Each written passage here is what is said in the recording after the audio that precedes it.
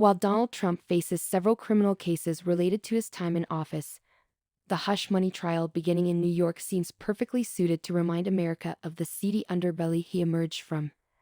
This prosecution, centered on a $130,000 payment to adult film star Stormy Daniels to conceal an alleged affair days before the 2016 election, encapsulates the misogynistic celebrity culture Trump cultivated for decades. Long before entering politics, Trump portrayed himself as an ultra-wealthy playboy, writing about his sexual exploits and viewing women as objects to conquer. The Daniels saga, where he allegedly cheated on his wife shortly after she gave birth, epitomizes this persona.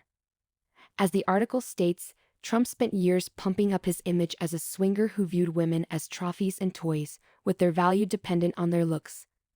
The Stormy Daniels payment was just another sordid chapter. So while the charges of falsifying business records seem relatively minor, this case represents something bigger, prosecuting Trump for his efforts to defraud voters by concealing potentially disqualifying personal conduct.